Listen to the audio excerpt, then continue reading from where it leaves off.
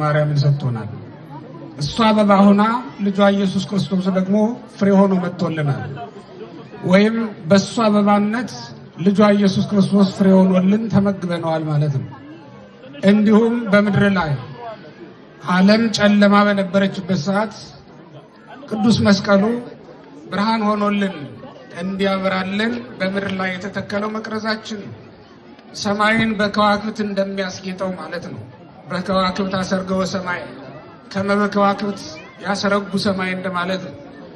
ሰማይን በከዋክብት በፀሐይ በጨረቃ እንደሚያደምቀው እንደሚያስውበው ሁሉ በምድርም ላይ ምድርን እንዲያስጌጣትና እንዲያስውባት የተተከለው ብርሃን መቅረዘ ብርሃን ወይም ደግሞ ብርሃን ራሱ ቅዱስ መስቀል ነው ማለት ነው።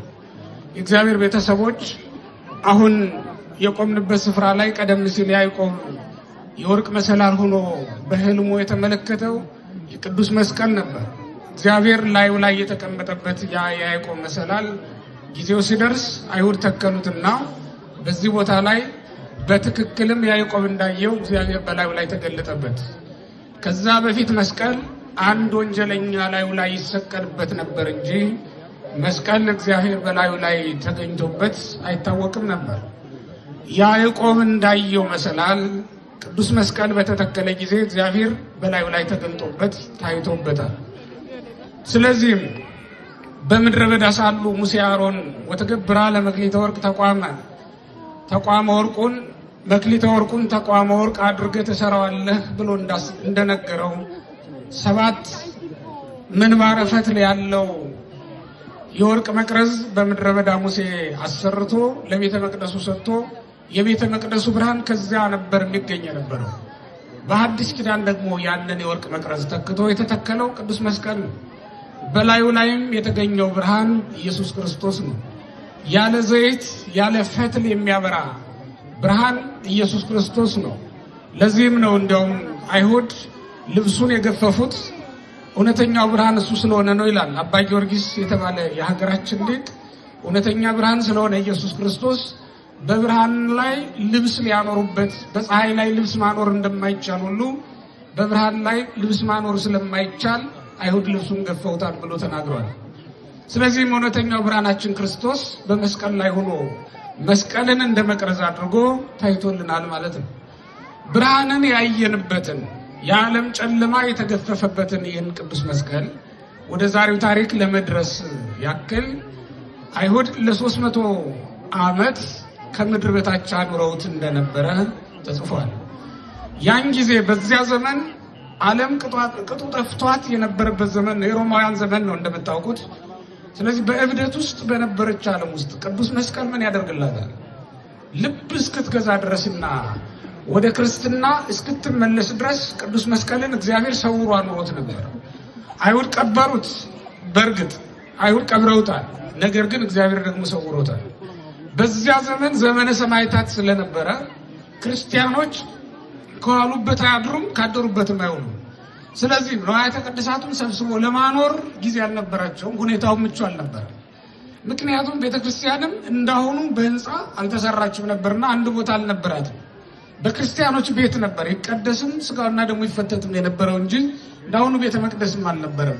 ለዚህ ነው እግዚአብሔር በልዩ ጥበብ አይሁድን እንዲቀብሩት አድርጎ እንዲሰወር አድርጎ ያቆየው። ለዚህ ነው ተመልከቱት። አይሁድ ክርስቶስን ቢገድሉት ሞቱ ለኛ ህይወት ሆነን አይደለም፣ ስለኛ ቤዛ ሆኖ ተላልፎ ሞተልን ብለን እንናገራለን። ይሁዳ ክርስቶስን አሳልፎ ሸጠው እንላለን። እሱ በመሸጡ እኛን ገዛን ማለት ነው። ዓለሙን ሁሉ የሚገዛውን ገንዘብ ይሁዳ ለጥቂት ገንዘብ ብሎ እንደሸጠው ሁሉ እንደዚሁም ዓለም የሚድንበትን ቅዱስ መስቀል ደብቀው እንዲያኖሩት ለጊዜው እግዚአብሔር ፈቀደላቸው ማለት ነው። ለዚህ ነው እስከዚያን ጊዜ ድረስ መስቀሉን የሚፈልግ ሰው አልተነሳም ከሌኒ በስተቀር ማለት ነው። እንዲሁ በመቃብር ውስጥ ነው የቆየው። በኋላ ግን እግዚአብሔር ሰው አስነሳ። ዘመኑ ሲደርስ በተለይ ከ312 ዓመተ ምህረት በኋላ ዓለም ወደ ልቧ ተመልሳለች። ያ ማለት በመንግስት ደረጃ በአዋጅ ክርስትና የመንግስት ሃይማኖት ሆኖ ሲነገር በይፋ ቤተክርስቲያንም መሰራት እና መቆም ጀምራ ነበር። ክርስቲያኖችም በዋሉበት ያድራሉ፣ ባደሩበት ይውላሉ። ጉባኤ ተክለው መምህራን ያስተምራሉ። እንዲህ ባለ የመረጋጋት ዘመን ላይ እሌኒ ተነሳችና መስቀሉ መፈለግ ጀመረች ማለት። የእሌኒ ነገር ደግሞ ይገርማል። በመጀመሪያ እግዚአብሔር እሷን ጣላት፣ በኋላ ደግሞ የወደቀውን መስቀል እንድታነሳ አደረጋት። እግዚአብሔር ከጣላት የጣላት እግዚአብሔር እንደገና ደግሞ የጠፋውን የወደቀውን እንድትፈልግ ማድረጉ አይገርማችሁ? ለጊዜው ከነጋዴው ባሏ ከባለጠጋው ባሏ እጅ እንድትወጣ አደረጋት። በሃይማኖቷ የጸናች የታመነች ሴት ስለነበረች ባህርም አልዋጣትም፣ ነፋስም አላናወጣትም፣ ማዕበል ሞገድም አላሰጠማትም።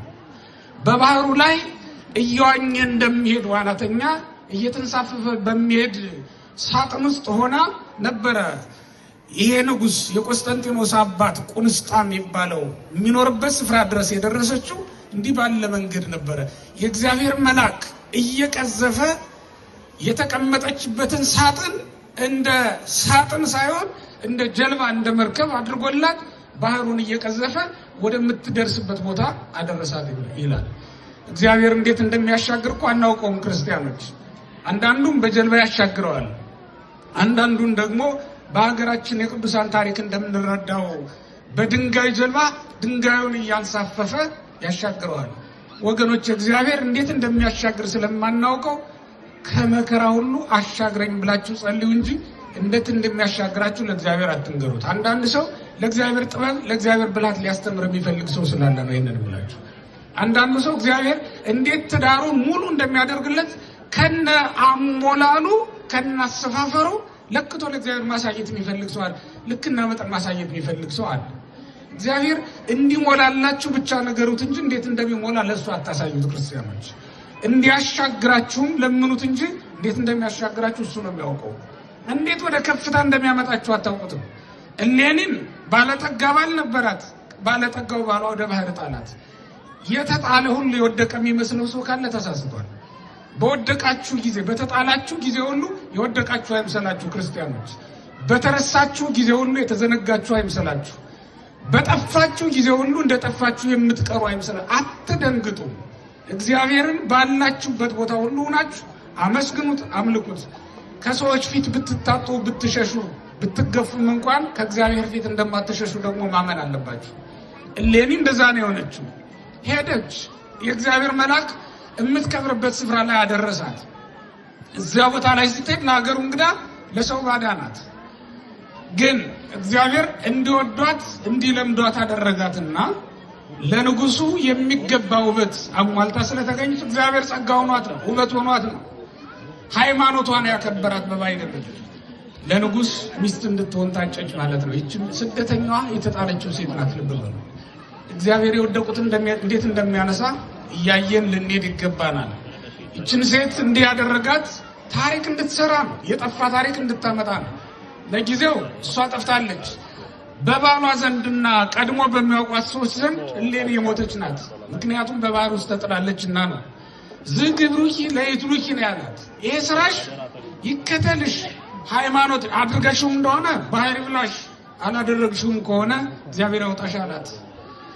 እውነትም ስራዋ ተከተላት። አላደረገችውም ነበርና ባሏ የጠረጠራትን ነገር የእግዚአብሔር መልአክ እየተያዘ እግዚአብሔር ሁሉን የሚያውቅ አምላክ የልባችሁን አይቶ ዋጋ የሚከፍል አይደለም።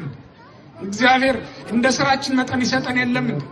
እውነታችሁን በልባችሁ ያለውን እውነት ለማስረዳትም ምስክር አታቁሙ። እግዚአብሔር በገለጠው ጊዜ የሚገልጠው ስለሆነ ነው።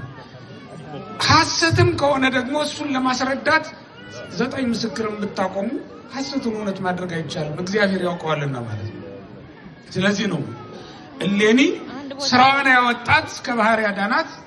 በሄደችበት ሀገር ወዳ ለምዳ ተወዳ ተለምዳ ወልዳ ማሳደግ ትችላለች። ከንጉሥ የተወለደ ነውና ልጇ ለመንግስት በደረሰ ጊዜ ነግሷል። ልጇ ከነገሰ በኋላ ሳይጠመቅ ክርስቲያን አደረገችው። ያ ማለት ገና በልጅነቱ ጀምራ የክርስትና ትምህርት አስተማረችው ማለት ነው። እኛ ክርስቲያን ሆነን የክርስትና ስነ ምግባር እንዲኖራቸው ለልጆቻችን የምናደርግ በጣም ጥቂቶች ነን። እኛ ክርስቲያን ሆነን የክርስትና ትምህርት የምናስተምርን በጣም ጥቂት ሰዎች ነን። እሷ ግን ክርስቲያን ሳይሆን ክርስቲያን አደረገችው። ያ ማለት የክርስትና ትምህርት አስተማረችው ማለት ነው። ናምን በአሐዱ አምላክ ያለው ከመጠመቁ በፊት ነው ቆስጠንጢኖስ። ወደ ዙፋን ሲመጣ የእናቱን ሃይማኖት ይዞ ነው የወጣው። እሷም በገባችው ቃል መሰረት ከቤቷ ስትወጣ ቃል ገብታ ተስላ ነበርና የጠፋውን የጌታዬን መስቀል እፈልጋለሁ ብላ ከልጇ ጋር ተነጋግራ ነው ወደዚህ ቦታ የመጣችው ማለት ነው። አሁን የቆማችሁበት ስፍራ ክርስቲያኖች ቅዱስ መስቀል የተቀበረበት ስፍራ ነበረ። አይሁድ ታላላቅ ተራሮችን ጥራግ መድፍ ያድርገውት ስለነበረ ትልልቅ ተራሮች በዚህ ቦታ ላይ ይታዩ ነበረ። ሰውም አልነበረበትም ነበርና ይላል። ምክንያቱም በዚያ ዘመን በዚች ምድር ላይ የደረሰውን ግፍ ሁላችሁም ታውቁታላችሁ። በሮማውያን ዘመን እዚያ አካባቢ የሚኖር ሰውም አልነበረም። በየቦታው ተበታትነው ይኖሩ የነበሩት። ስለዚህ ብዙ ሰውም አልነበረም። ስለዚህም ነው የጉድፍ መጣ ያደረጉት። ዓለም የከበረ ነገር ማዋረድ ትፈልጋለች። ክርስቲያኖች እንደ ክርስትና እንደ እግዚአብሔር ትእዛዝ በክርስትናችሁ ጸንታችሁ መኖር ስትጀምሩ የሚንቋችሁ ይበዛሉ። በክርስቶስ ላይ የተፋች ዓለም እንድታከብራችሁ ለምን ትፈልጋላችሁ?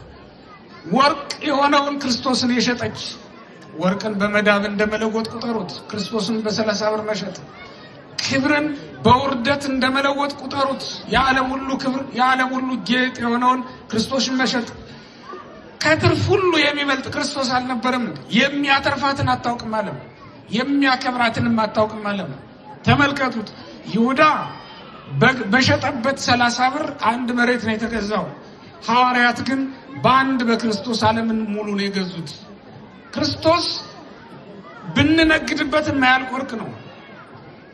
ብንበላው የማያልቅ ህብስት ነው። ብንለብሰው የማያልቅ ልብስ ነው ኢየሱስ ክርስቶስ። ስለዚህ ከሁሉም ነገር የሚበልጥ ክርስቶስ ነው። ግን ናቃችኋለን አላችሁ። በምድር ላይ የተተፋበት እኮ ክርስቶስ ነው አይደል? እንዴ ተነገረ። በምራቁ የጉራንን አይን ያበራውን ክርስቶስን እነሱ ግን ምራቃቸውን ተፉበት። የዓለም ሁሉ ምግብ የሚሆነውን እነሱ ግን ተፉበት። የዓለም ሁሉ ክብር የሚሆነውን እነሱ ግን ረገጡት። ክብሩን የሚረግጥ ዓለም ውስጥ እኮ ነው ያለነው። በክብሩ የሚጫወት ዓለም ውስጥ ነው የምንኖረው። መስቀልም ልክ እንደዚያው ነው። የጉድፍ መጣያን ያደረጉት ዓለም የዳነበትን ተመልከቱት። የሙሴን የአሮንን መቅረዝ የተካውን እኮ ነው ተመልከቱት። ያዕቆብ አባታቸው በሕልሙ ያየውን የወርቅ መሰላል፣ ያ ወደ ሰማይ የምንደርስበት የወርቅ መሰላል ቅዱስ መስቀል ነው። ዛሬም ድረስ ክርስቶስ እንደተሰቀለ ሆኖ ለቤተ ክርስቲያን ይታያታል። ክርስቶስ በመስቀል ላይ ነው ዛሬም እንዲህ እንደተሳለ ታያዋለች ቤተ ክርስቲያን። በሱ ስር ቆማ ነው የምትኖረው ቤተ ክርስቲያን። ክርስቶስን የምናይበትን መስቀል ጉድፍ ጣሉበት። እንዲህ ሆኖ ሲኖር ነው እንግዲህ እሌኔ የመጣችው። የተቀበረ ሁሉ እንደተቀበረ ይቀራል እንዴ? የወደቀ ሁሉ እንደወደቀ ይቀራል እንዴ? የወደቀም ይነሳል። ክርስቲያኖች ዛሬ በኃጢአት የተሸነፍን እኛም ነገ ከጻድቃን እንዳንሆነን በመቅደስ ውስጥ በንጽህና እንመላለሳለን። ዛሬ ዘማዊ የሆነውን ሰው እግዚአብሔር ድንግል እንደሚያደርገው አስቡ ክርስቲያኖች። ዛሬ ኃጢአተኛ የሆነውን ወንድማችሁን አትናቁት፣ ነገ እግዚአብሔር ጻድቅ ያደርገዋል። ዛሬ ቀማኛ የሆነውን ነገ የሚመጸውት ለጋስ ያደርገዋል እግዚአብሔር። ታሪክ ይለውጣል አይለውጥም? ይለውጣል። ስለዚህ ታሪኩ ያልተለወጠለት ሰው ብታዩ አትናቁት፣ አትጥፉበት፣ በእውነት አታዋርዱት፣ ንቃችሁ አጥቅታችሁ አትመልከቱት። እግዚአብሔር ምን ስለሚያደርግ ታሪክ ስለሚለውጥ ማለት ነው። ዘማዊውን ድንግል ያደርጋል፣ ኃጢአተኛውን ጻድቅ ያደርጋል፣ ሌባውን ለጋስ ያደርጋልና እግዚአብሔር። ይህንንም እዚህ ምድር ላይ የተደረገው ሌላ ቅዱስ መስቀል በመቃብር ውስጥ ነበር። ሽማግሌዎችን ሰበሰበች፣ ጠራች፣ ንገሩኝ አለች። አልነገሯትም። በልዩ ልዩ መንገድ ታሪኩን እንደምታውቁት ከሽማግሌዎቹ ምክር ለመቀበል ፈለገች። ከሽማግሌ ምክርን የሚቀበላል የአባቶቻችንን ቃል ለመስማት ያውቃል።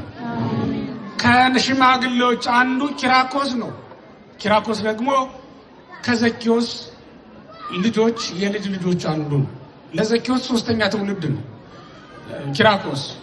ቅዱስ መስቀልም እንደምታውቁት በቤተክርስቲያናችን ታሪክ እንደሚነገረን ከ7 እጽዋት የተሰራ ነው። ከ7ቱ እጽዋት መካከል ደግሞ አንዱ የዘኪዮስ ሾላ ነው አይደል? የአባቱን መስቀል ነው የቀበረው ዘኪዮስ። ማን ነው? ኪራኮስ። ያን ጊዜ እሱም አረጋዊ ሆኗል። ዘኪዮስ የለም በዘመኑ። ምክንያቱም ከ300 ዓመት በላይ ሆኖት ነበርና መስቀል ከተቀበረ ማለት ነው። ከሱ በኋላ ልጆቹ የልጅ ልጆቹ እያሉ ግን እስከ ኪራኮስ ደረሰ። የአባቱን ሀብት ነው የቀበረው። የአባቱን ሃይማኖት የቀበረ የለም። የአባቱን ቃል ኪዳን የረሳ የለም። የአባቱን ርስት የረሳ እኮ በጣም ብዙ ሰው ነው። በአባቱ ግብር ጸንቶ መኖር ያቃተው በጣም ብዙ ሰው ነው ያለ ከኛ መካከል። በአባቶቻችን መንገድ ለመሄድ ያብቃን። ኪራኮስ ነው የነገራት ይህን ቦታ የጠቆማት። ከነዚህ ተራሮች አንዱ ነው። ግን ደመራ ደምሪ መልአኩ ነው የነገራት። መልአኩ ሱባኤ ገብታ መልአኩ መጥቶ ደመራ ደምራ ሲል ሰንድሮስ የሚባል ነጭ ዕጣን በዚያ ላይ እንድትጨምርበትና ዕጣኑ እንዲያመለክታት ነገራት። እሷም ደመራ ደመረች። አሁን እንደምትመለከቱት ደመራ እንደምራለን በቤተ ክርስቲያናችን ታሪክ ያን መሰረት በማድረግ ነው። ደመረችው፣ ዕጣኑንም ጨመረችበት፣ አቃጠለችው። ጢሱ ወደ ላይ ወጥቶ መስቀሉ ወዳለበት ሰገደ። ሰገደ ጢስ የተባለው ለዚህ ነው። ዘዕጣን አንጸረ አይደለም ምንለው ዕጣኑ ወደ አመለከተበት ነው ዛሬ የምንሰግደው። የተገኘው ቅዱስ መስቀል እዛ ውስጥ ነው። ያንን ማስቆፈር ጀመረች። እነሆ የጌታችን የመድኃኒታችን ኢየሱስ ክርስቶስ ቅዱስ መስቀል በክብር ከመሬት ውስጥ ወጣ ማለት ነው። በክብር ከመሬት የወጣው መስቀል በዕለቱ ድውያንን ፈውሷል። ብዙ ታምራትን አድርጓል። ልክ እንደ መጀመሪያው ሁሉ ማለት ነው። እንግዲህ ዛሬ መስቀል የወጣበት ቀን ነው። የተወደዳችሁ ክርስቲያኖች ደመራውንም ደምረን መስቀሉንም ለማክበር ሁላችንም በዚህ ወጥተናል። የተቀበረች ነፍሳችንን ሁላችንም ልናወጣት ይገባናል። ኃጢአት የቀበራት ነፍስ ትኖረናለች። የብዙዎቻችን እንደዚያ ናትና ከተቀበረችበት ልናወጣት ይገባናል። እንዲሁም የቀበርናቸው የረሳናቸው በጣም ብዙ ነገሮች ይኖራሉ። በጣም ብዙ ስራዎች፣ ብዙ በጎ ነገሮች አሉና የተቀበረውን የሚያወጣ ትውልድ ያስፈልጋል።